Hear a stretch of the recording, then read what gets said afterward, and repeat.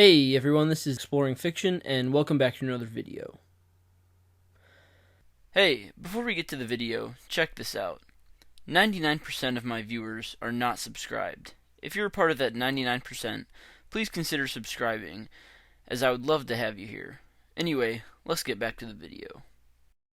So, as the title says, I finally read the Silmarillion for the first time, and naturally, there will be spoilers in this video for the Silmarillion. So, if you have not read it yet, just be warned, there are spoilers ahead. As a kid, I read The Lord of the Rings and The Hobbit and fell in love with the world of Middle-earth, something that persists to this day. Yet I never read the Silmarillion.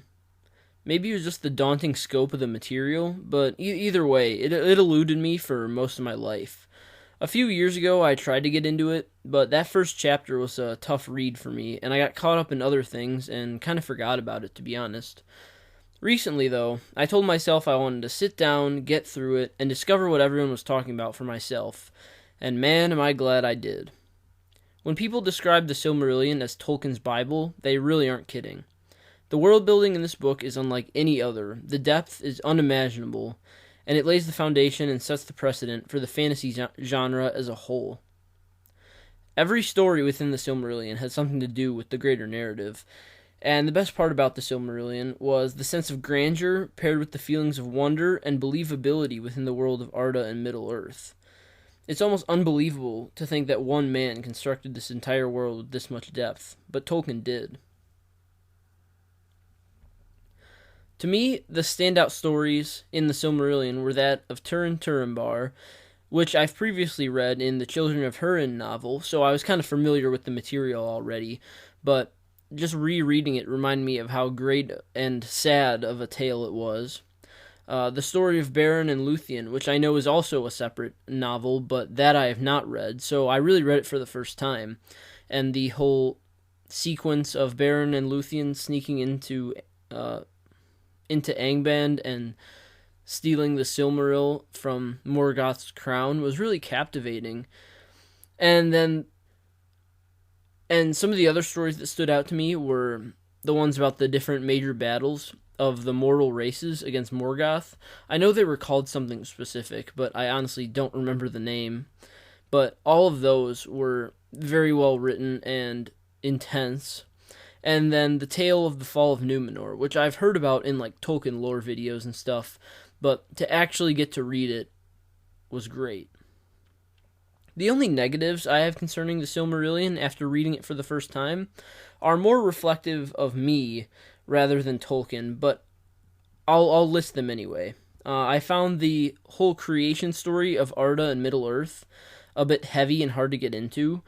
And maybe that's just because it's hard for creation stories to differ too much from what we have here in the real world or in other fiction. But yeah, the creation story is just a little slow, but it just, how many variations on a creation story can you do? I'm not sure, but that's just my opinion. Also, I found some of the lineage and especially the geography tough to track while reading, even with the addition of the maps and the family trees in the back of the book. Again, this is more my fault because Tolkien created all this by himself.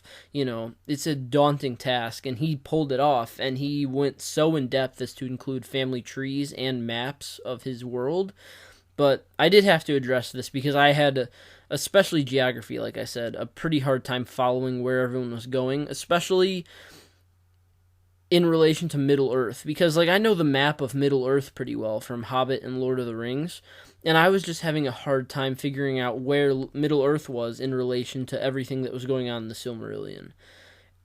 And the family trees were a little bit easier to follow than the map, but, there's just so many people, and with similar sounding names, which is fine, because, that's how the real world is and was. People from the same family who descended from the same people have, similar names or stuff like that. But sometimes it was just a little hard to follow.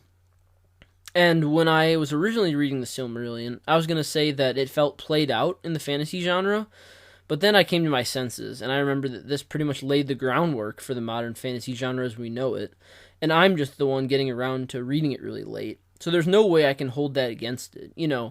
I've read a lot of different fantasy works growing up, And so reading the Silmarillion this late, it kind of feels like played out a lot of the things in it, but really this Tolkien and this book were like the first ones to really do a lot of that. So I can't hold it against the Silmarillion. It's just more my fault. But yeah, there were a lot of stories in here I enjoyed, like I addressed earlier. It's just great to see, like, Tolkien built this world by himself, and everything connects somehow. And even if it doesn't connect, everything has a place in the greater narrative. And that really wowed me. And, like, I knew that's how it would be going in, because Tolkien's a master, and, you know, his works are world-renowned, some of the best-selling ever.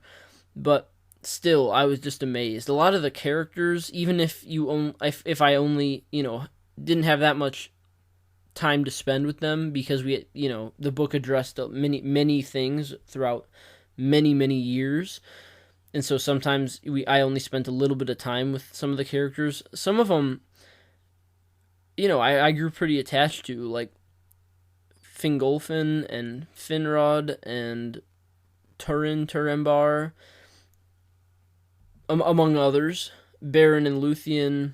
And then you get to more people with Galadriel and Elrond and the Númenórean kings, the good ones, which leads to Isildur's line.